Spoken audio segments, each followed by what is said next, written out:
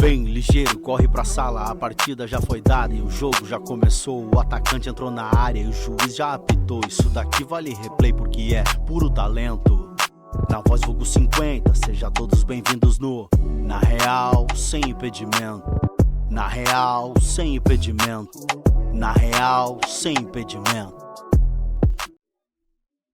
Não, é o Fernando. Não, ele não ficou velho deste jeito, né? Hoje eu estou aqui na Real sem impedimento, na verdade, na Real hoje com substituição. Escalado pela direção lá do Real para cumprir aqui as funções do nosso querido Fernando Senna, que teve uma gripe forte, o resfriado está se recuperando, aí o nosso técnico Vlad me botou a jogar na posição. Naturalmente não vai ser um jogo como os outros, mas pelo menos eu cumpro a tabela do campo, não é, treinador? E não deixo um furo no time. É um prazer recebê-lo aqui na Real, sem impedimento, no nosso podcast, que vai ao ar todas as sextas-feiras, sempre apresentado pelo Fernando. Na próxima ele vai estar aqui. Seja bem-vindo. Eu que agradeço a oportunidade, uma honra muito grande sempre poder estar aqui, falar um pouco do nosso trabalho e representar o Real Esporte Clube. Coisa boa. Essa representação do Real, na verdade, o Real tem nos trazido muitas emoções, não só o Real, mas o futebol de uma maneira em geral, né? Apesar das apresentações da nossa seleção que não vão lá, essa glória toda, mas o Real tem sido um time glorioso nos últimos tempos, não é, treinador? O senhor vem fazendo parte disso, foi o campeão com o nosso Sub-20 na temporada passada, não é? E é um trabalho de evolução. É um trabalho que não é brinquedo, não é fácil, não é, treinador?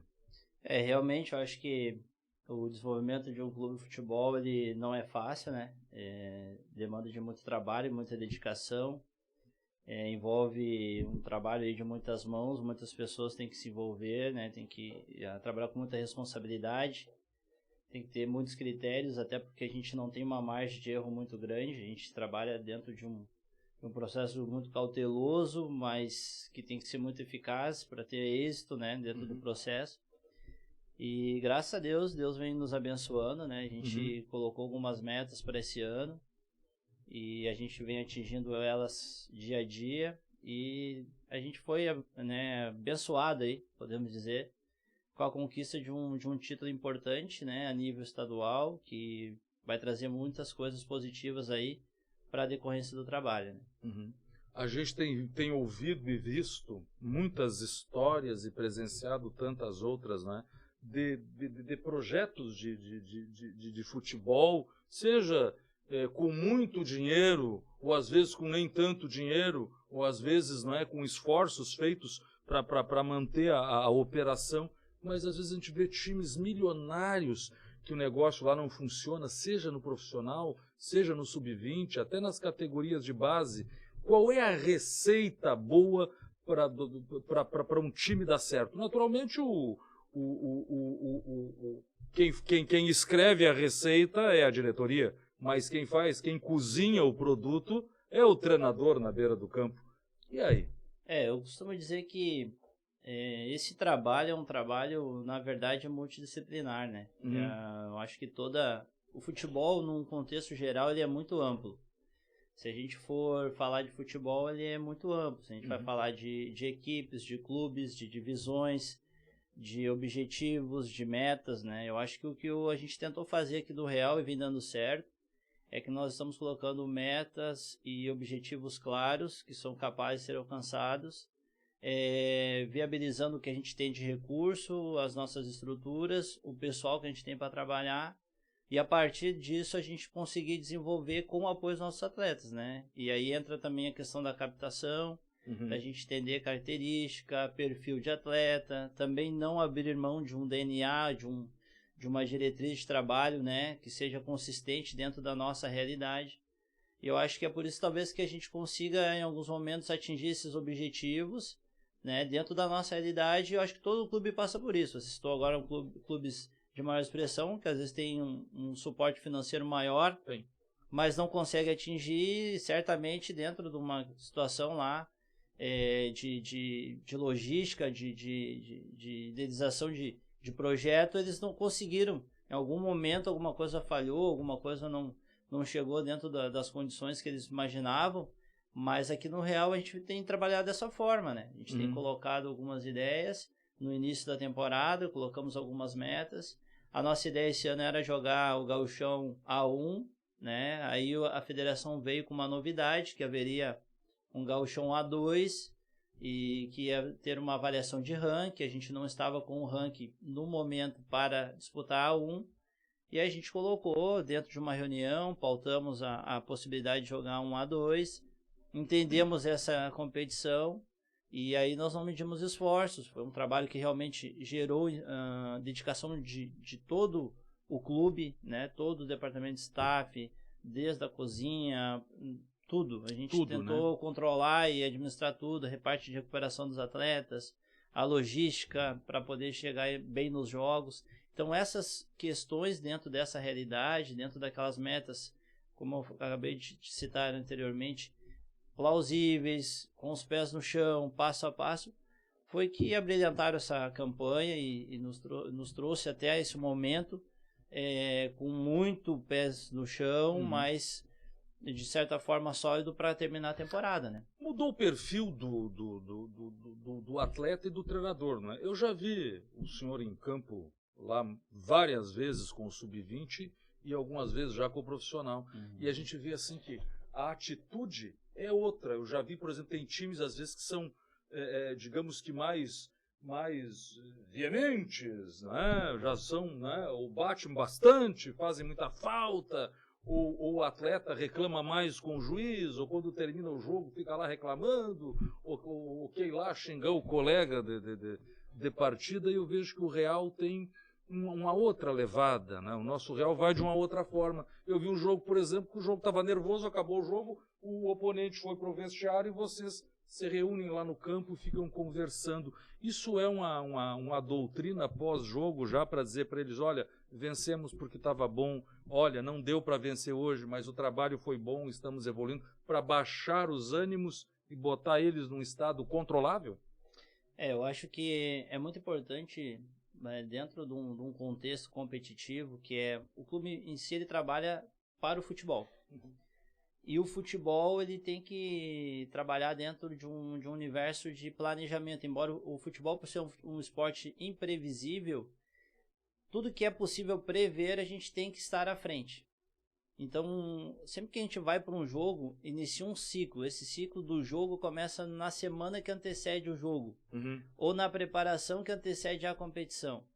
Então, se a gente for falar diretamente ao jogo onde você está citando, a gente faz a preparação na semana, desenvolve o jogo e após o jogo, e aí começa justamente naquela roda que você cita, após o jogo ali com os atletas, a gente faz uma autoavaliação daquilo que nós atingimos naquela semana, mas já inicia ali os passos da próxima.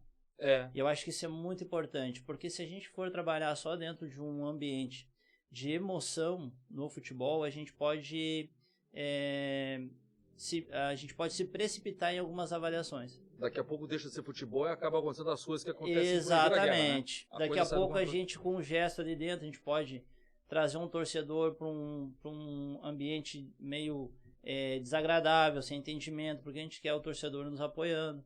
De repente, da forma com que a gente aborda um atleta, a gente pode tirar um companheiro de trabalho que está buscando também, galgando seu espaço de um ambiente de jogo. A gente está ali para competir, não é uma guerra. Não é algo que vai para você. Você tem que vencer o adversário porque é uma proposta da lógica do jogo, né? Não é uma máquina de produzir alegria, não tristeza. Exatamente. Eu acho que é tão triste quando a gente vai para um jogo e o adversário não chega, né? A gente torce ainda que o adversário chegue em condições para a gente possa fazer um grande jogo e desenvolver. Com saúde, ter um bom voo, uma boa viagem de ônibus, uma boa, né? E que vá bem. Então isso é muito importante. Então esses valores, esses princípios. O adversário sempre quer isso da gente, ou tem adversário que é mais que a gente?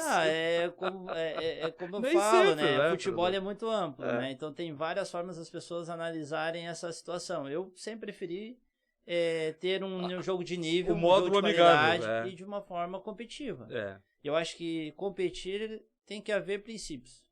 Eu acho que eu sempre trabalho com 3 pilares, com todos os grupos que eu tenho a oportunidade de desenvolver um trabalho, que é o trabalho, o respeito e a fé. Eu já lhe vi chamar a atenção de jogador na beira do campo, quando o cara se exalta, ficou lá de cima observando a cabine. e o senhor chama a atenção do cara. Isso geralmente... Aí um dia tinha alguém comigo na cabine e disse assim para mim, senhor, mas ele está chamando a atenção do cara, o cara está com veemência. Não é veemência, não. O cara está pendendo para uma atitude quase violenta, ele está chamando ele de volta e vocês ganharam o jogo. Exatamente. Não é para botar no chão. Isso. Eu acho que a questão comportamental do atleta, ele tem que entender assim, que as nossas ações vão refletir muito naquilo que a gente vai colher. Uhum. E eu acho que o atleta, por exemplo, falando de uma partida sub-20, ele é um atleta em vitrine. Muitas vezes, daqui a pouco, o atleta está bem demais. Eu sempre falo isso para o grupo. Cara, você está bem demais no jogo, você está conseguindo cumprir todas as funções, as tuas características, daqui a pouco, são características atraentes para algum lugar nesse mercado do futebol. Nós estamos te colocando num lugar maravilhoso. Uhum. E, às vezes, por uma conduta, ou por um ato impensado, ou por uma fala mal conduzida em relação ao árbitro, uma abordagem, exatamente, você vai ser prejudicado. E quanto atleta já teve problema de carreira por causa disso, né? Não vou contratar esse cara, porque um dia eu conversava com o presidente Senna, falava de um atleta do passado que chegou a jogar na seleção brasileira e que perdeu o jogo para ele mesmo. Exatamente. Não teve como. Situações engraçadas, treinador, mas assim, o senhor é treinador, o senhor também tem esse lado emocional. O Real tem o histórico que o Real ele é gerido por uma família, e a família é uma família muito religiosa, e a religião está dentro do time, e isso é um diferencial muito benéfico para o time. Mas não teve vez assim, já que o senhor olhou para o juiz e pensou assim, puxa vida, não, mas eu não vou dizer isso, eu vou me acalmar. Acontece isso, né? Porque não tem como. Quase sempre, né? Quase sempre. Aí conta até 1000. Quase sempre, né? A gente sabe que aquele ambiente é um ambiente de tomada de decisão, né? E interpretação. Muitas vezes a minha interpretação, o mesmo lance, por parte do profissional, de um ângulo diferente, muda, e isso é natural, é normal. E ele tem que tomar as decisões, né? E não tem tempo. Eu se posiciona ali e acontece, a gente não tem VAR, a gente não tem essa possibilidade. Se tivesse VAR, o Real tinha feito muito gol nesse campeonato passado. Então, né? Porque... a gente sofreu situações que eram favoráveis, e a gente sofreu em situações que não interpretou de outra forma. Mas aí entra a parte profissional do nosso trabalho, né? A gente não entra em jogo sem saber a arbitragem, sem passar a arbitragem para os atletas. Eles sabem até o nome dos árbitros, sabe o tempo de trabalho dos árbitros da federação. Esse cara! Que eles hoje a gente precisa entender até o perfil do árbitro para poder saber fazer uma abordagem mais concreta em cima de uma possibilidade de um lance, porque a gente é ser humano, né? Eu acho que quando você consegue respeitar o próximo, você só tem a ganhar com isso. E eu acho que quando o profissional está dentro do campo e se sente respeitado, a gente consegue valorizar isso. Aí alguém vai dizer no futebol, mas você não existe, a gente vê no futebol. Não acredita em tudo que o corpo, o gesto da gente dentro do campo parece, porque a fala é outra. Né? A gente sabe de histórias de profissionais que chegam em velocidade em relação ao árbitro, os braços abertos, gesticulando de forma parecendo até meio agressiva, e ele está só dizendo, professor, o senhor está muito bem na partida. Aí alguém vai dizer assim, mas olha lá, ele tá enfrentando aquele o árbitro. cara lá não foi expulso, reclamou, não foi expulso. E não era nada E às disso. vezes o cara bota as mãos para trás, cruza os braços e diz, professor, o senhor é um...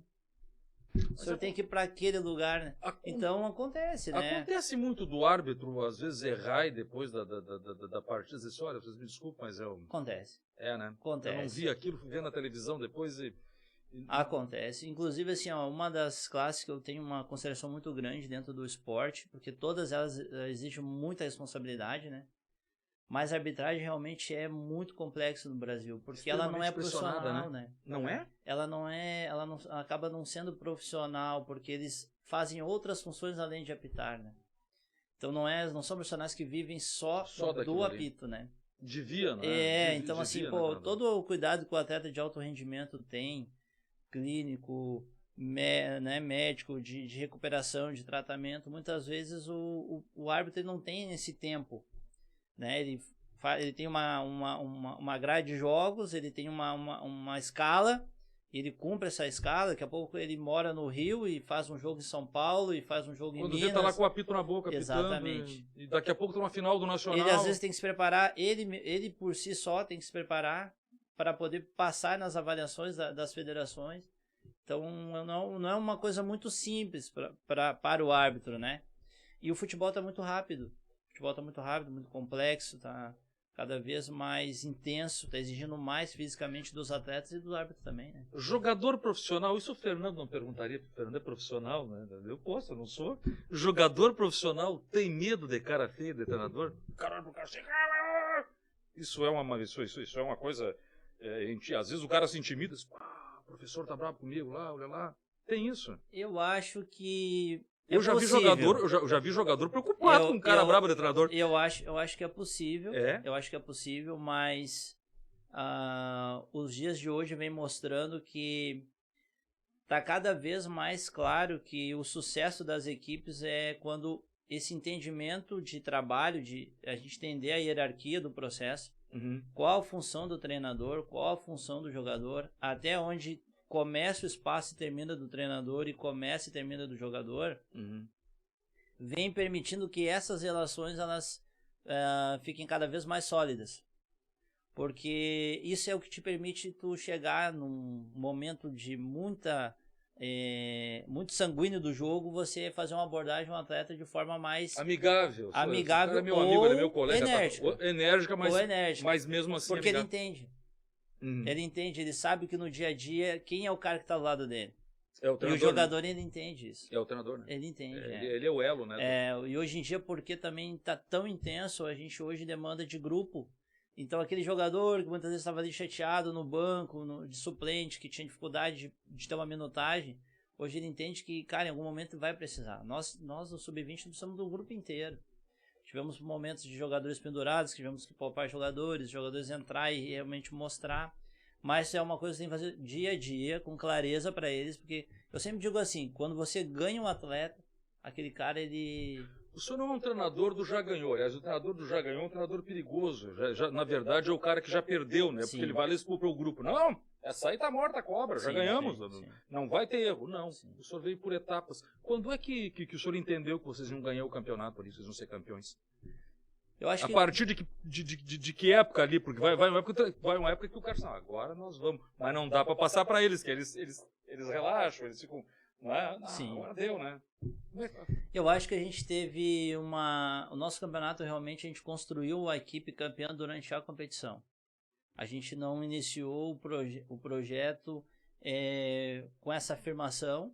A gente não, na fase de preparação, a gente até teve amistosos que a gente perdeu. Então a gente conseguiu encaixar jogadores durante o campeonato também. Então a gente foi construindo essa equipe vencedora. Me chamou a atenção muito assim a primeira fase, porque nós saímos com uma derrota no primeiro jogo. Aí preocupou. Aí a gente ficou meio assim, porque a gente pensava assim, bom, é uma estreia dentro de casa, a gente, né, precisa fazer pontos dentro de casa, sempre aquela velha história, né, do pontuar em casa, empate fora, né, uma ou outra vitória fora para poder sustentar uma classificação boa, né. E só que ali a gente se fechou nessa roda de final de jogo. Já determinou que o próximo ciclo, a semana seguinte, seria diferente, que a gente ia continuar trabalhando, que as coisas... E aí entra também a nossa parte minha e do restante da comissão. Porque às vezes parece que é tudo com o treinador, mas o treinador ele é muito dependente das pessoas que estão ao seu entorno. E graças a Deus nisso eu tenho grandes profissionais que me ajudam muito lá, né? E então nós abraçamos isso. E os meninos se sentiram fortes, porque o que acontece com o jogador? Ele também espera de você, qual a sua reação como líder, quando o resultado não é positivo. Ainda mais no Sub-20, né? Que ele tá longe de casa, exatamente, da família, ele é jovem, ele tem que encontrar um cara amigo dele, não só um chefe, né? Então, isso mesmo. Então ele sempre fica assim, cara, e agora? Nós não vencemos. Como é que esse cara vai agir conosco?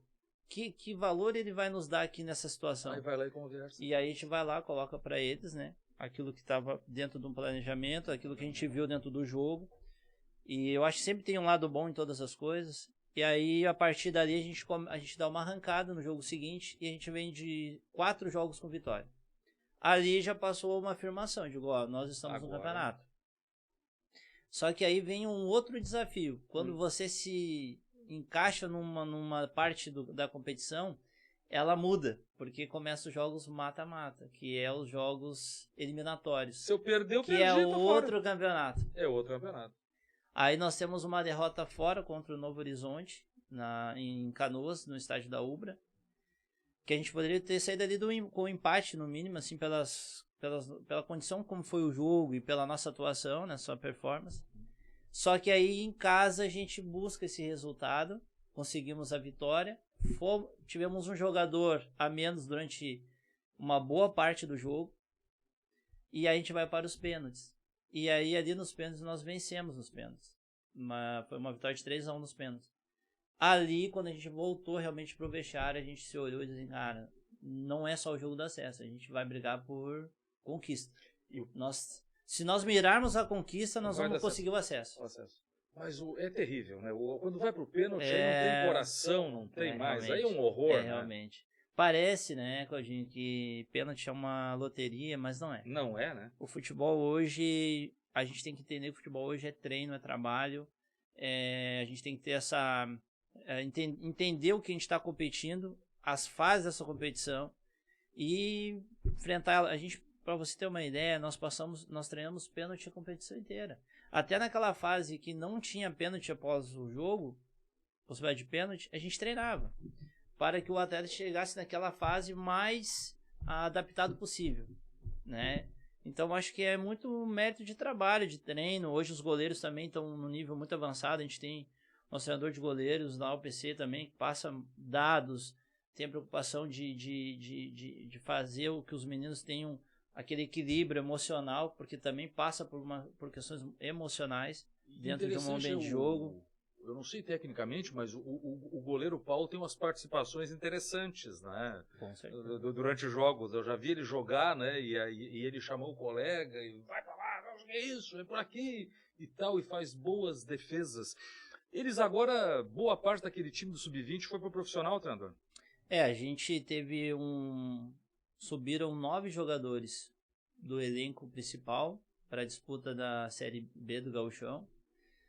Meninos que realmente tiveram participação, destaque, né, e mostraram muito profissionalismo também nessa adaptação, porque o atleta sub-20 ele não sobe para o profissional para resolver, né, ele sobe para complementar um grupo, né, para fazer para debutar dentro desse ambiente de futebol alto rendimento. Com essa turma toda que subiu, você praticamente remontou o profissional com a turma do Sub-20 e vai subir mais gente nova para o Sub-20. Isso mesmo. Na verdade, a gente entendeu no real que o trabalho hoje Sub-20 ele tem que ser um trabalho profissional. Né, de alto rendimento, porque esse é o grupo que vai dar sustentabilidade para o grupo principal, né?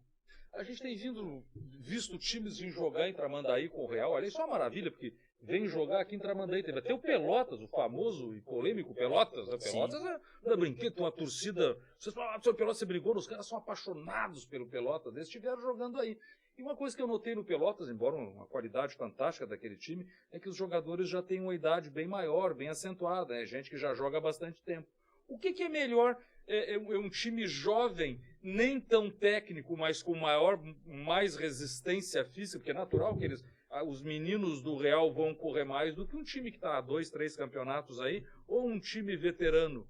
Claro que se der para misturar as duas coisas é bom, sim. Mas se não der, no caso do Real, que tem o time que venceu lá o ano passado com o Sub-20, e esse ano vai jogar aí o acesso da segunda, é isso? Sim, sim. O que é mais tranquilo? Um time experiente, mas com o pessoal que já corre menos, ou um time jovem que seja bom e... eu costumo dizer que às vezes a gente olha a questão da idade cronológica, mas ela não anda num aspecto linear com o desenvolvimento de jogo, performance de jogo. Vou ser um pouquinho mais objetivo. Às vezes a gente vai ter jogadores jovens de idade, que tem uma experiência ou consegue lidar com dificuldades no meio de jogo até melhor que atletas mais velhos. Mas a gente não pode deixar de observar que jogadores com uma rodagem maior, que são mais adaptados ao ambiente de cobrança, a questão emocional, a questão de competição, isso também faz com que os comportamentos dentro do ambiente de jogo tomam desenvolvimentos diferentes. Então, muitas vezes, um jogador que domina uma bola e vai para um enfrentamento 1 para 1, por ter energia, por querer mostrar o trabalho, por ser jovem, acaba errando. E aquele jogador que tem um pouquinho mais veterano de discernimento do jogo, que já passou por aquele processo, daqui a pouco ele vai sustentar um pouquinho mais a bola, vai contar 3 segundos, vai esperar a ultrapassagem de um colega e vai dar esse passe e ele vai cair numa condição melhor sem fazer a mesma força que o jovem atleta fez para atingir o mesmo objetivo, sair num espaço na frente do gol. Então, assim, é muito relativo. E às vezes o comportamento é de um jovem atleta, pela vivência que ele teve. O nosso caso ali naquele jogo, a nossa situação é porque a gente realmente aqui no Real a gente está dando a rodagem necessária que os meninos precisam para chegar naquele nível que os jogadores atletas do Pelotas já tinham passado. Então, um exemplo mais claro, a gente está com jogadores que vieram de uma base gauchão, uma base muito grande de atletas sub-20 e até que não tem idade para 20, ainda recém primeiro ano, D20, ou ainda é 17, que a gente teve essas situações, contra jogadores que já rodaram Clássico Brapel, Clássico Caju, Clássico Grenal. Então, assim, é complexo, é uma outra vivência, sabe lidar melhor com aquelas dificuldades do jogo. Toda a máquina pronta, com toda a vigorosidade, mas não adianta. Quer dizer, eu já sei o que ele vai fazer. Exato. Por exemplo, a gente ouve muitos comentários de atletas, né, de alto rendimento também, desse universo dentro de campo que acontece com eles. Aí teve um desses cursos que eu fiz aí, um professor relata que ele quis falar sobre a maturidade do Neymar em relação a um estado de pressão. Ele é atleta do Santos, um jovem atleta, 18 anos ali, promissor e tal. E ele começa a ter as primeiras oportunidades de sair jogando como titular do Santos, porque ele começou no banco, todo atleta entra durante um jogo e vai, né? E teve problemas no começo. E chega um atleta com toda a vivência, mais velho, mais experiente, e chega e diz, pô, Neymar, hoje tu não vai jogar aqui, porque eu vou te quebrar, cara. E se tu correr aqui do meu lado aqui, eu vou te deixar no DM no final do jogo. Interfere psicologicamente nele, né? Só que a resposta do Neymar é a que surpreendeu ele. Que o Neymar disse, cara, eu já sou milionário. Então, cara, eu parar uma semana tá tranquilo. Dá nada. Aí o cara refletiu, né? Tipo, cara, eu quero... Então é a maneira com que tu enfrenta. Um menino talvez que não tenha a personalidade dele, ou seja, fosse velho, faria diferente. E ele também foi muito repreendido, porque no começo ele deu umas deslizadas lá, né? Teve uns desentendimentos com o treinador, que na época até o Pelé interviu, né? Não, para aí e tal, tá começando. Então é muito relativo essa questão da idade.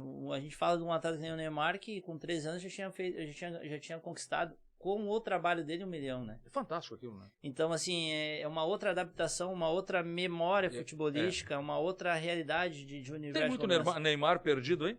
Eu acredito que o Brasil ele é muito rico nos atletas. A gente passa por essas questões, às vezes, que é questionável de metodologia. Eu acho que a gente perde muito tempo batendo nos profissionais.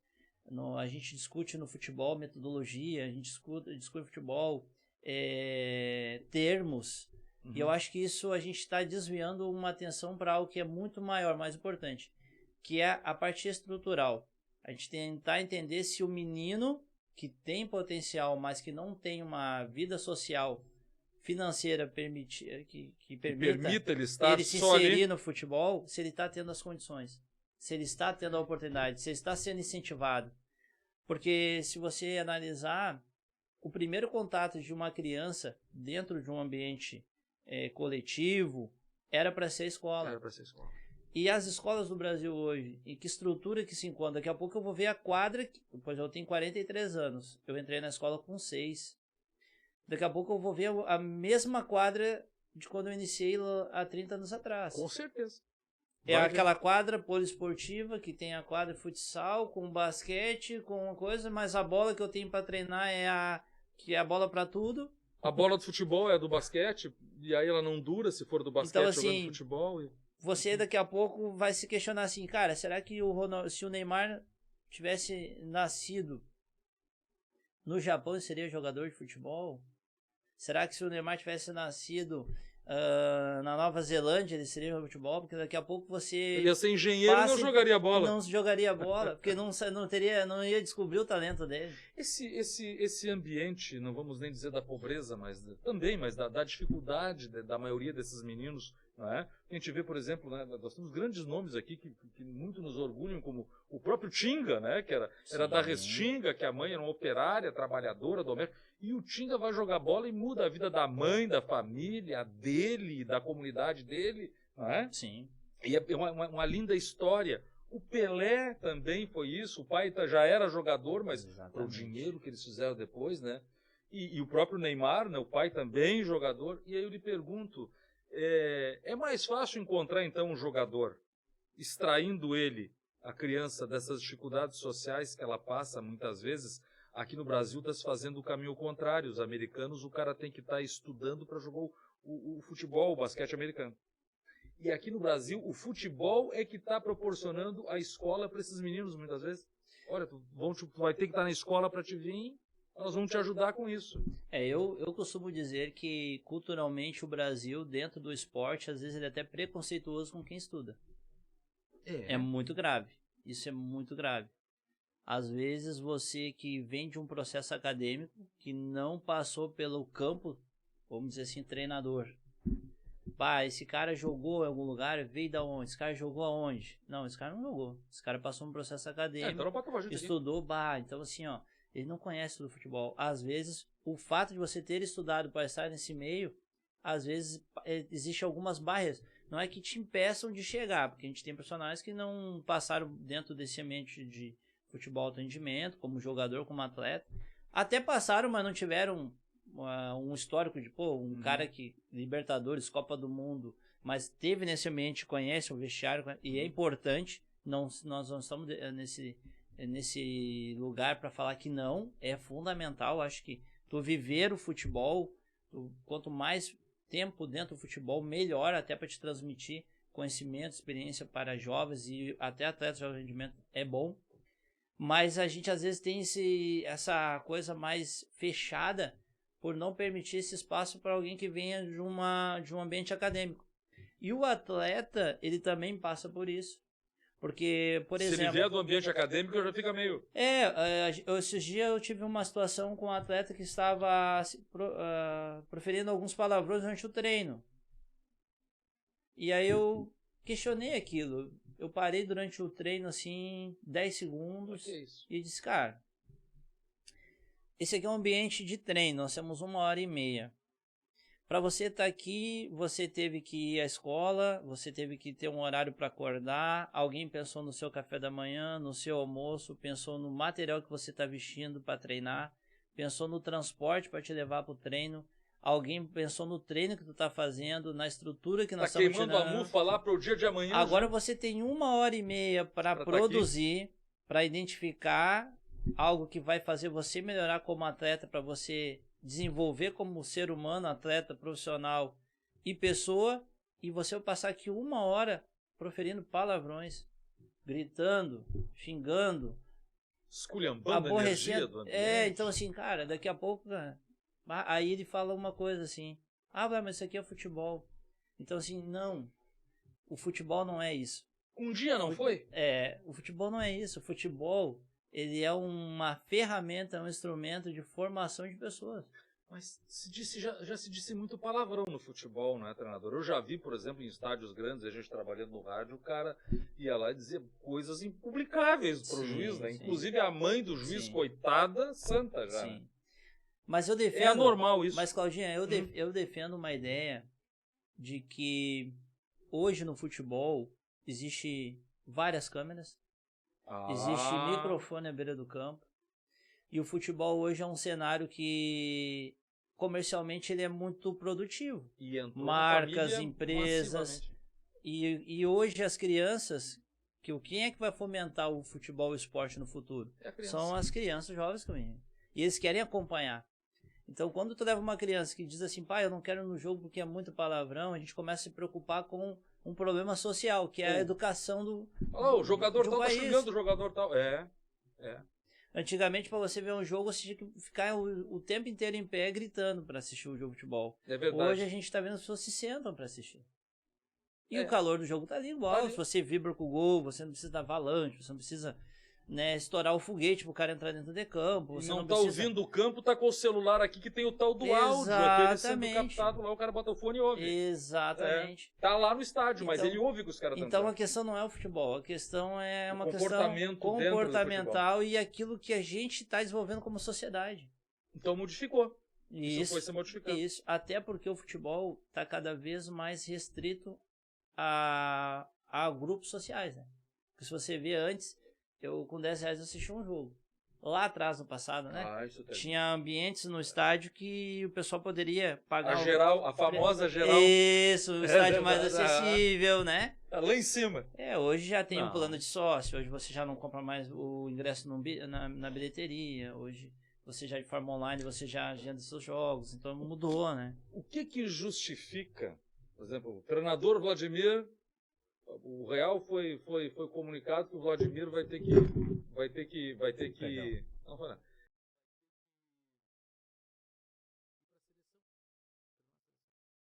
Fazer jogos pela seleção porque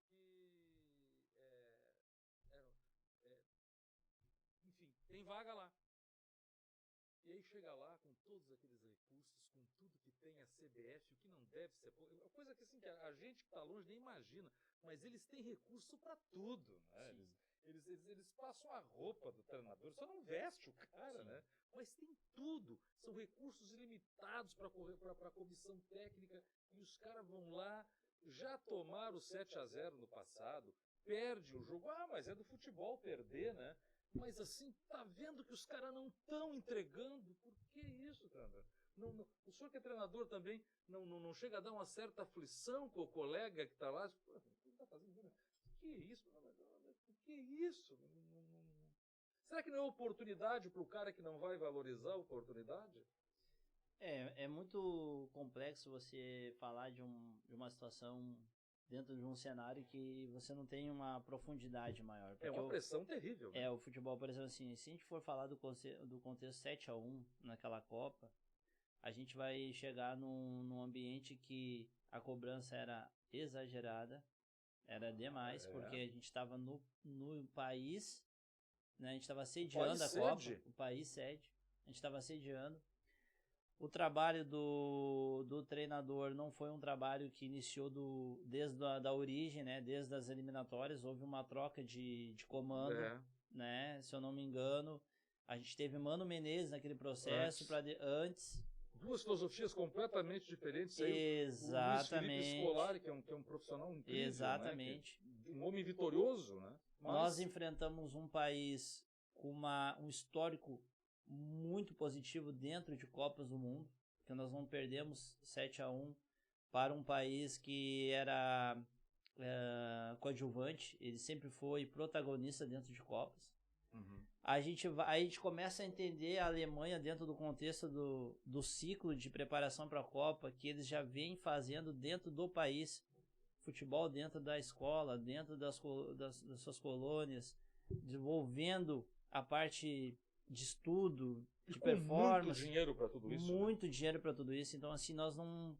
Esse foi um ambiente assim. E aí entra a questão emocional, né? Porque a gente não percebe mais o futebol. Pô, mas o jogador, ele já é milionário, ele já tem uma independência financeira, ele podia correr mais, entregar Aqueles mais. Aqueles caras estavam aqui por glória, única e exclusivamente, porque o dinheiro não precisava mais. Exatamente. Só que aí algumas coisas, de certa forma emocional, acho que influenciaram ali. Talvez um pouco mais de concentração, um pouco mais de força mental para uma situação daquela, porque a gente viu na história do futebol jogos com uma equipe perde no primeiro tempo 2-0, no segundo tempo ela se recupera, 3-0 ela vai e vira para 4-3, mas o Brasil, a nossa seleção brasileira naquele momento ela não conseguiu voltar para um segundo tempo numa condição ou sustentar dentro da dificuldade do jogo aquele placar para se manter vivo até o final do processo, para respirar, para vir com uma nova estratégia para o segundo tempo e se reconstruir no jogo. A coisa foi só piorando. Cada vez que... Então teve... Quando você vê Neymar assim... se machuca terrivelmente, isso, ele se afasta sem condição de jogo. Isso aí. A gente teve uma situação, acho que foi em 98, quando o Ronaldo também tem uma convulsão na véspera. Teve uma síncope nervosa, final, né? No final um colapso. E aí o Brasil entra, toma 3 da França, né? E ele entra em campo, depois mais tarde, ele diz assim, eu insisto em entrar em campo, mas não tinha mais... Eu muito abalado, tinha dores no corpo terríveis, exatamente, né? Pressão, durante o jogo ele se choca com o goleiro. E aí cria um lance até meio que de pânico nos atletas ali, porque não sabia se ele ia levantar dali, como é que ia responder durante o jogo. Então, assim, o futebol ele passa por isso, viu, Claudinho? Eu acredito que é que nem eu te falo, a gente tem que prever e planejar tudo que é possível, mas o jogo, ele é imprevisível. É imprevisível, né? E você tem que saber lidar com essa imprevisibilidade. Por exemplo, a gente estava ali com 3-0, crianças chorando, torcedor, o estádio em silêncio, né? E uma equipe de alto rendimento, super competitiva, com mais história, jogadores realmente muito tomar mais 4 ainda. Exatamente. Aqui foi um absurdo. Exatamente. Aqui foi uma coisa... E a gente vai ver, a gente tinha um dos melhores treinadores do país, que era o Felipão.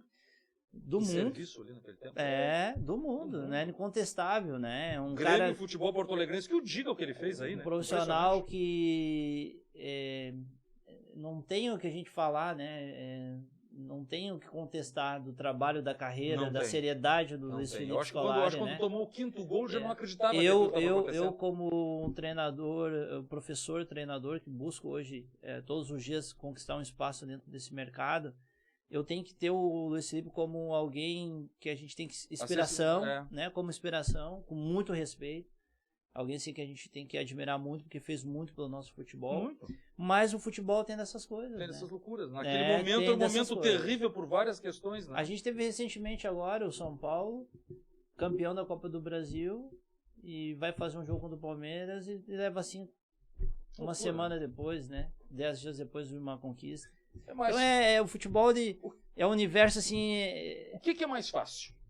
É mais fácil o treinador ter um presidente de clube, que é um cara que está presidindo o clube para administrar o clube, que está no futebol, naturalmente, mas que não foi um atleta de alto rendimento, que ele sabe menos um pouco, ou o cara, como no caso do Real, que o cara era um atleta de alto rendimento. Isso aí não tem jeito, né? O cara tá ali na arquibancada vendo o jogo, ou tá em casa, né? Tá o Senna lá, né? Jeitinho, né? E ele tá olhando e tudo aquilo são coisas, são filmes que passam na cabeça dele, porque a maioria dessas coisas ele já viu e já viveu. Os atletas, e naturalmente o senhor, isso já é mais um motivo para preocupação quando entra em campo, porque afinal de contas o patrão era jogador, não dá para dizer que isso é normal, que isso acontece, porque ele tá lá, né? Sim, sim. Não, eu vou ser bem franco, né? Eu aproveito tudo que eu posso, porque o que eu entendo dentro de uma... O passo também é bom ele exatamente. Ter sido, né? Eu imagino assim que o futebol, lá atrás eu me referi como ciclos, né? Então a gente sabe que é muito difícil a gente entrar num clube de futebol e se manter por muito tempo, né? Ter uma vida muito, né... um histórico muito grande dentro de uma instituição. Então eu prefiro entrar sempre dentro desse contexto com a ideia de aproveitar todas as oportunidades que o ambiente me proporciona. Observa tudo positiva e negativa. Claro. Ter um presidente que é conhecedor de futebol, conhecedor de treinamento, conhecedor de preparação física, ainda jogou na dupla Grenal nos dois. Que vem de uma questão de doutrina, de diretrizes de alto rendimento forte, porque o Internacional hoje ele é o que é porque pessoas como o Eduardo Senna e outros profissionais, jogadores passaram por lá. E o Grêmio da mesma forma. Então assim, e você tem essa oportunidade de estar no meio dessas pessoas, te acompanhando, te ajudando a desenvolver, para mim não tem peso, não há peso. Mas se a gente tem que entrar com essa ideia desconstruída, se a gente entrar ali achando que já sabe, eu já sei isso, Não, eu já isso fui não, ali, não. aí a gente se Não fecha, existe nem eles, né? se bloqueia, a gente não consegue desenvolver, né, Claudinho? Quantas coisas já foram vistas em campo com o Real que nem eles viram na dupla Exatamente. Grenal, né? Difícil, Exatamente. diferente, não é? Eu acho que, por exemplo, tem presidentes que talvez não passaram por essas experiências que o Eduardo Senna e outros presidentes passaram, E falta mas eles isso. têm esse entendimento de que, cara, eu tenho que proporcionar isso para os meus profissionais. E isso acaba gerando em gestão, em investimento, em estrutura, em capacitação, em network com outros profissionais, com outros ambientes. Então, assim, eu acho que todo mundo hoje, de alguma forma, no futebol, tem que entender como que funciona aquele meio e entender que o clube trabalha em prol do campo. Se a gente olhar de forma contrária, a gente vai ter dificuldade, porque os resultados de campo que vão refletir no destino, na projeção, no crescimento do clube. Então, se a gente não entender que sai de dentro para fora, a gente não consegue desenvolver. E por isso que é importante quem já vivenciou esse ambiente estar próximo da gente, né? O Garrincha tinha perna torta, tomava cachaça uma noite antes do jogo, ia jogar e jogava um bolão, na verdade. Sim. O Pelé era uma coisa incrível no futebol, não é? Aí o senhor diz assim, tem um grande problema com os caras acadêmicos, né? O Sócrates jogava uma bola incrível, né? Era médico, né? Doutor Exatamente. Sócrates chamavam ele, não é? O Pelé era uma coisa completamente fora da curva, né? O Pelé em campo com os outros colegas era uma coisa absurda, tinha que ter 3, 4 jogadores para conseguir marcar o Pelé e mesmo assim ele fazia aquilo tudo. E aí o futebol, diziam que o futebol era o tal do futebol arte. Eu vi uma entrevista do Zagallo uma vez que ele dizia assim, eu olhei para ele e disse, agora vocês vão ter que me engolir. Futebol é futebol arte. Quando ele volta em 94 e novamente é campeão com a seleção, né? Ele que já tinha sido em 70 já como treinador, né? E antes, em 58, ele foi campeão com a seleção brasileira também. Sim. E agora, treinador, quer dizer, então, tudo isso que a gente está conversando aqui agora quer dizer que o futebol, ele deixou de ser um pouquinho arte, ficou mais burocrático, mais técnico, mais no manual, ficou uma coisa mais encaixotada, mais cuidada. Hoje em dia não tem isso. Descobrir que o atleta estava bebendo, ele está fora. Nem as federações, as confederações deixam ele jogar, né? Não que deveriam deixar, que tivesse certo, não está certo, mas eram outros tempos, não é? Sim. O que o atleta hoje em dia vai se apresentar lá? Se vou lá, o treinador, Vlad, eu quero jogar no Real, eu quero falar com o presidente, aí o presidente apresenta. O que é necessário hoje? O que é mais importante hoje? Olha, se a gente for analisar hoje pelos atletas que sempre estão disputando a bola de ouro, que estão no ápice do desempenho, da performance, a gente vai ver que esse futebol artes está inserido nas características desses atletas.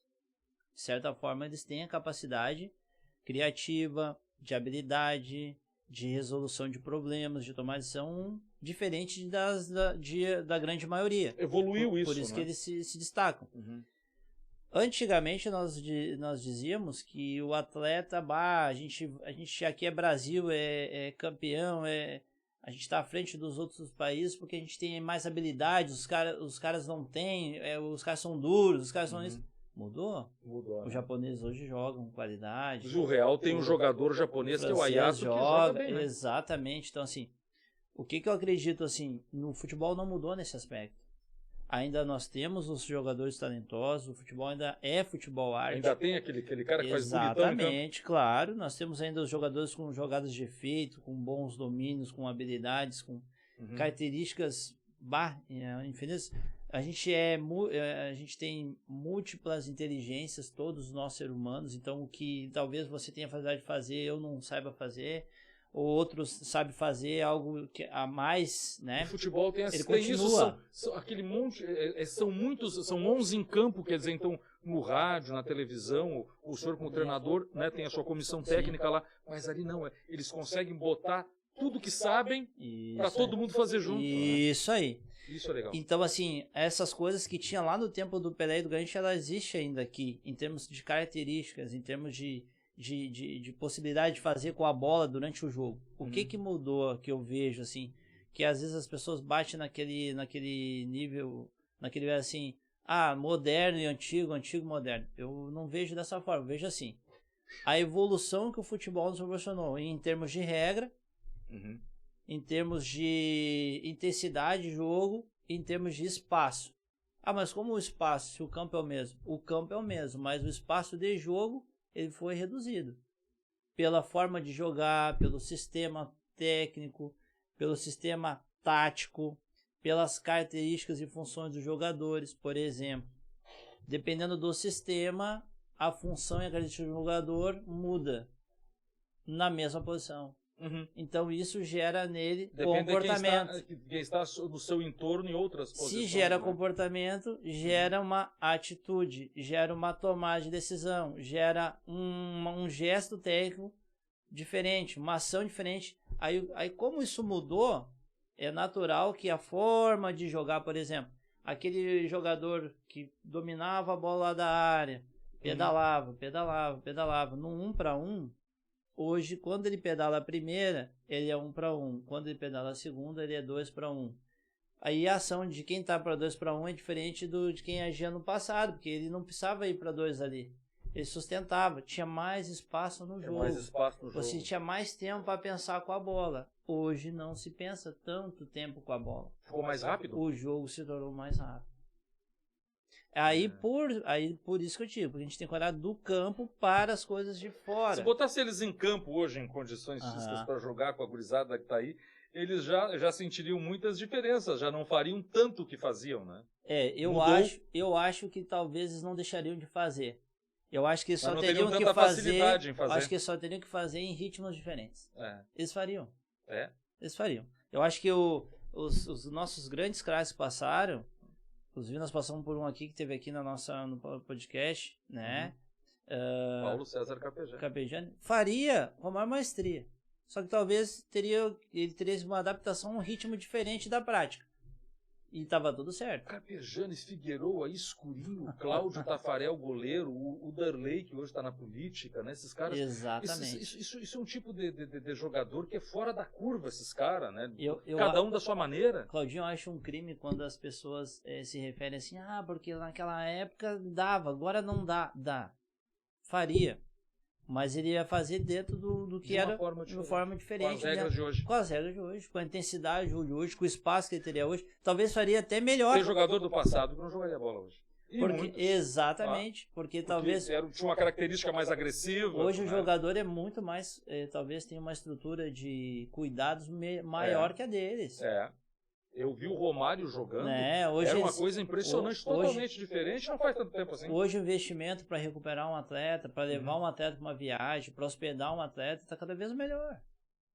Ele tem que jogar futebol. Exatamente. E aí quando não joga, não dá raiva no treinador, na comissão técnica? Pessoal, vamos lá, o Real tá com baita no patrocinador, né? Vamos jogar bola, né? Poxa, né? Aqui na produtora, agora estou aqui, ar-condicionado, o colega da técnica, estamos nós dois aqui, eu e o treinador, ele já inundou a mesa toda no programa, né? Estamos aqui, tá aqui tudo certinho, estamos confortáveis, eu estou aqui com o jaquetão do Fernando, substituindo ele, e vamos fazer um programa terrível, vai sair torto no ar, mas isso não é. Aí vai o pessoal lá da produtora, depois o presidente, né? O pessoal do Tendência, que é isso? Tu e o Vladimir, né? Por que vocês não fizeram? Por que o cara vai viajar de aviãozão, tem aquela baia para ele dormir dentro do avião, ele fica sozinho no leito, tem tudo para ele comer, esses caras comem tudo que querem do bom e do melhor, vão num ônibus climatizado, a prova de som para o estádio, né? A polícia vai para ninguém tirar uma lata, uma pedra no ônibus, chega lá e não joga nada. Uns tomaram 7, agora perderam para a Argentina, tá todo mundo brabo aí, né? Eu não sei como é que foi ontem o jogo do treinador da seleção, como é que foi o jogo ontem? Fluminense venceu? Aí ele venceu. Venceu. É o que se dizem. Aí vamos fazer justiça. Até onde eu vi o jogo, eu tava vencendo. Mas ele teve tempo lá que dizem que a seleção não tem. Agora, me diga o senhor que é treinador, já não teve vez que teve raiva dos jogadores? Fala, você também não. Puxa vida, mas eu trato esse cara bem, eu boto ele na rodinha depois do jogo, ele vai fazer isso aí? Não acontece isso? Não acontece, né? Eu acho que é porque a gente também, de certa forma, a gente é passional, né? Nesse esporte, né? Tem que ser um pouco. Só que a gente também tem que entender que todas essas questões que você citou é aquilo que eu falei para você antes. a gente consegue prever, programar e colocar em excelência. Mas mesmo com tudo isso eles não funcionam. Mas é porque existe o jogo. E o jogo já se explica por si só. O jogo emocional desconstrói uma equipe? Desconstrói. Desconstrói. Só tem essa explicação. O cara ali se assusta com o estádio, com a torcida do outro, né? Desconstrói. Porque dependendo do que tu consegue atingir dentro de um lance, muda a atmosfera do jogo. Por exemplo, você tá num jogo que você tá inferior ao seu adversário. Seu adversário tá melhor, tá com mais posse de bola, tá atacando mais, tá chegando com mais frequência na tua área, tá criando chances mais claras de gol e há um pênalti. Aí, agora os caras vão fazer o gol. O goleiro vai lá e pega. Às vezes aquela defesa foi a chave pra vitória. Porque dali os caras acordam, peraí só um pouquinho, vamos lá, esse jogo é pra nós. E e aquele 1-0, gol de cabeça, acabou o jogo. Um dia o Leão vai cantar o nosso Leão vai cantar lá no Beira-Rio ou lá na Arena do Grêmio. E aí vai chegar a torcida do Real, naturalmente, né? Com todo mundo, né? Isso vai acontecer um dia. E aí os caras vão dizer, não, é o Real, já ganhamos o jogo, vamos botar um time reserva pra jogar com esses caras que vai ser barbada hoje. Mas não, nem o goleiro, bota o goleiro reserva. Desprestígio total, jogo de ida na casa deles. Chega lá, o Real bota 5 neles. É possível. É possível, né? É possível. Porque o que o jogador, o que o senhor diz para o seu jogador dentro, quando não estou acostumado com aquilo, o cara vai achar assim, puxa vida, agora é a Arena, agora é o Beira-Rio. Isso dá um solavanco violento emocional nele, né? Sim. O que o senhor diria para eles? Não, grande coisa. Eu diria para eles que entender o ambiente vai facilitar muito. É que nem aqui, não olha para a câmera, ela não olha para a torcida. Eu acho que talvez deve-se olhar para a torcida. Mas a gente tem que entender o seguinte, 50 mil? Como é que eu vou fazer esses caras fazer essa pressão que está em nós se passar tornar para eles. E é fácil, né? Porque a partir do que eles não jogarem, exatamente. A torcida começa a aplaudir o adversário. Ao momento que se tu colocar no lugar deles, começa a entender a pressão que eles têm, porque eles também têm uma pressão. O jogo de futebol exige uma pressão. Então você tem, os caras têm que fazer um gol em 10 minutos. Não vai entrar. Aí não entrou em 10 minutos. Nós já vencemos uma das propostas do jogo. Nós não podemos tomar o gol com os 25. A gente se já eles venceu não marcarem no primeiro tempo, as chances dele... Já é uma fala. Já é uma fala positiva. Cara, a gente conhece o nosso time. Aí você vai para aquelas ferramentas que vão ser tuas auxiliadoras no processo. Você vai identificar, como é que nós chegamos aqui para jogar com o Inter? Exatamente. Como é que nós chegamos aqui para jogar com o Inter? Cara, a gente tomou o gol, daqui a pouco vou lá no analista. Cara, teoricamente aqui, o Real toda vez tomou gol aos 10 do primeiro tempo. O problema é uma coisa terrível, porque o que vai pensar o Paulo cara a cara com o Jeromel? Sim. E agora?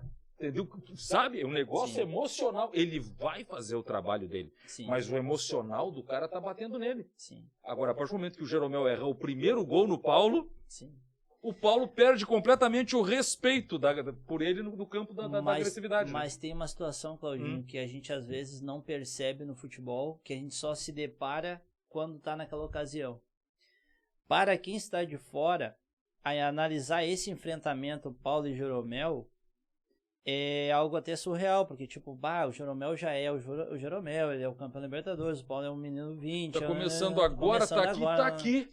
Só que a gente tem que fazer o atleta, que é o Paulo, entender o seguinte, Você cara, preparou pra aquilo. A maior luta não é o agora, é o que tu fez para chegar aqui. É o que tu já fez para chegar aqui.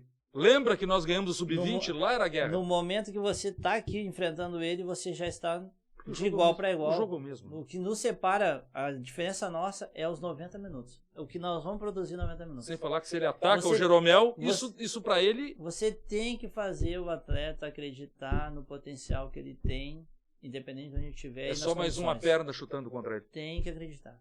Tu tem que fazer isso. O treinador é um vendedor de ideias. Tu tem que fazer o cara compreender que nós vamos atingir o objetivo. Já estamos quase, não sei como é que está o nosso tempo, mas está perto do fim. Uma hora? Estamos quase indo para o fim já. Uma coisa que me chamou muito a atenção no Real foi que um dia nós estávamos, acho que o senhor estava junto, E está o pastor junto, né? Mas o que o senhor faz lá no time? Ele disse, bom, eu no time propriamente não faço nada, mas eu extracampo faço muita coisa. E isso é uma coisa incrível, né? Porque imagina, tem essa questão emocional linkada com a questão da fé, com acalmar os ânimos, não é? E a gente vê isso até quando se assiste o jogo numa televisão, quando os caras entram à flor da pele. E eu vi isso nesse último jogo, que a gente está falando bastante da seleção, a seleção brasileira entra à flor da pele. E mais uma vez entra assim o Neymar que está machucado, e os argentinos usaram aquilo e fizeram isso. Eles viraram a torcida brasileira a favor deles. Os caras estavam aplaudindo o Lionel Messi. Sim. Né? Eu acho terrível, eu não aplaudiria o Messi, mas estavam aplaudindo o Messi por uma questão de qualidade de colocação do trabalho ali. Sim. E eu acho que isso é uma coisa, né? Não, isso é uma coisa muito importante para a gente passar a refletir se a gente está conseguindo. Isso não é uma crítica, é só uma reflexão. Uma reflexão, ninguém está criticando ninguém mesmo, porque isso é futebol. Isso é futebol, né? Futebol, ganha-se e perde-se. Esse debate ele é construtivo, né? Claro. Ele vai chegar em algum meio, algum lugar que pode agregar. E muito, né? Olha, os caras estão falando lá. Então, assim, eu acho que é uma forma de a gente refletir também sobre a questão de planejamento. A gente não pode... Hoje eu entendo assim, como professor treinador, o cargo de treinador da seleção brasileira é o cargo mais importante de uma comissão do futebol mundial. Eu vejo aquilo como uma cadeira elétrica. O cara senta e começa a tomar choque. Eu acho que... é choque. Eu acho que é o lugar de maior responsabilidade, mas de maior honra para quem está lá. Você quer trazer estrangeiro agora? E o Brasil e a CBF conseguiu colocar isso de uma forma não, acho que podia ter qualificado melhor colocando uma pessoa só para aquela função. Eu acho que o Diniz é um ótimo treinador, tem qualidades excelentes. Está provando o Fluminense? Está provando, claro. Eu acho que é um cara que é tranquilo. Assim, a gente não tem que discutir as qualidades dele. A seleção jogou melhor que os argentinos, mas fato. Ele é um ser humano. E ele é corajoso, ele não abriria a mão dos desafios, que é o que levou ele para o futebol, é o cara que enfrenta desafio. Só que a gente também tem que ter um pouquinho de paciência, porque é um processo novo. Ele não teve tempo. E ele não está tendo tempo. Na verdade, ele não teve, porque não tem o tempo. Não tem o tempo. Ele saiu de um jogo, 2 dias depois ele estava dentro do mesmo... Outro. Num outro, né? Numa outra atmosfera. No outro dia, exatamente. Outra competição completamente exatamente. Diferente. Então, assim, eu acho que ele comprou a ideia, mas a culpa não é dele. Eu sempre... a mesma coisa que a gente fala de um treinador... não vamos polemizar, mas ele foi melhor do que muitos que já passaram lá. Exatamente, exatamente. Né? Teve gente que fez muito feio lá. Exatamente. E eu acho que ele tem uma proposta diferente, tem uma filosofia diferente, vem para outros objetivos, que é uma renovação também, que é necessário. Acho que o Tite deixou muita coisa boa, então ele também está pegando um bom trabalho, né? Ele não está pegando algo que estava desconstruído, acho que também já vinha bem alinhado, né? E por um treinador, uma comissão também muito competente. O Diniz também tem pessoas de muita capacidade ao entorno dele, que são ótimos profissionais, que isso aí nunca faltou essas pessoas. O senhor está me dizendo, também sou muito feliz, e o presidente Senna, quando assistir esse nosso podcast, vai ficar muito feliz também. Porque, por falar em tempo, o senhor vem do Sub-20, que é na mesma instituição, está trabalhando os mesmos profissionais. Vamos ser campeão agora, no fim do ano. Não tem errado. Olha o Claudinho, amiguinho. É mais fácil isso? Isso é mais fácil? Futebol é isso. Mas é mais fácil, assim, estando dentro da instituição e trazendo os colegas jogadores com o senhor agora para o profissional? Isso. É mais fácil? Sim, eu acho que é mais fácil. Pega o seu próprio trabalho ali, né? Isso. Dar sequência, né? Porque foi feito lá e traz pra cá. Tempo, continuidade, né? Conhecer os colegas. Conhecimento, né? A gente precisa também que as pessoas apostem também na gente, nos permitam fazer mais de uma vez aquela função para que a gente também possa desenvolver melhor, agregar mais coisas, né? Mais valores, né? Eu também acho que foi importante porque a gente manteve treinador, alguns atletas e também comissão. Eu precisava muito manter o PC, manter o Índio, manter o Fábio junto com a gente. Os colegas que, né? O preparador Fisuriel, manter essa estrutura, essa base, né? Que dá solidez a toda essa questão, o né? trabalho de todos vocês é que faz aquela bela campanha do Real para desenvolvimento no Sub-20. Claro, Claudinho, a gente não pode abrir mão de assumir as responsabilidades, que tem uma hora que é o treinador que tem que tomar a decisão, né? Vlad, eu acho que ali é bom, pela esquerda é bom, pelo centro é bom, ali tem isso, ali tem aquilo, mas você vai ter que decidir. Então a gente tá junto, a informação tá aqui, a ideia tá aqui, a gente tá construindo junto. A gente não pode abrir mão disso, mas é muito importante tu estar apoiado, né, para essas pessoas. E aí entra o papel do presidente, como você tinha falado antes, que por vezes eu sei virar essa virada de chave. Quando que eu estou falando com o presidente Eduardo Senna? E quando é que você está falando com o amigo e com o colega? E coordenador técnico. Porque essa é uma tarefa, uma função que ele faz muito bem. E é uma das coisas que me trouxe para cá. Que eu precisava, eu trabalhei em Caxias durante 7 anos. E quando eu vim para cá, eu vim para trabalhar numa escola em Capão da Canoa, no Miami. E depois eu tive o convite do Real para vir. E eu me senti muito honrado porque eu precisava, por ser dessa região, passar pela família Senna. Por tudo que eles já fizeram no futebol, por tudo que eles estão proporcionando ao futebol da nossa região. E eu vindo daqui, oriundo daqui, eu tinha que passar para essas pessoas. É como ir no Rio e não visitar o Cristo, né? Exatamente. Você entende de uma forma... Tem gente que vai ao Rio e não visita o Cristo. Um amigo meu foi ao Rio de Janeiro em fevereiro, na véspera do carnaval, ele disse assim, Júnior, amanhã eu tô chegando no churrasco, tu é maluco, tu gastou essa grana toda, e na véspera do carnaval tu vai vir embora, nós vamos te matar, não tem churrasco, não vai comer churrasco, fica aí. Exatamente. O que o senhor tem a dizer pra gente encerrar, para os seus colegas no Real e pra torcida, já que falamos tão bem com o patrão, vai ser aumentado, inclusive esse ano vamos ganhar o campeonato. O que o senhor tem a dizer, presidente, para a torcida, para quem torce para o Real e para os seus colegas, os jogadores lá? Eu acho que o mais importante é a gente entender que esse 2023 foi um ano de crescimento dentro do Real. Eu acho que o que a gente mais fez lá foi unir forças. Eu acho que todo o nosso grupo, funcionários, staff, atletas, tá todo mundo de parabéns. Eu acho que a nossa diretoria tá de mangas arregaçadas, trabalhando todos os dias para poder cumprir com todos os compromissos e uma dedicação extrema, e essa motivação que deles vem para nós, como comissão, como funcionários, como professores, estender isso aos nossos atletas e à família deles, que o Real é uma família.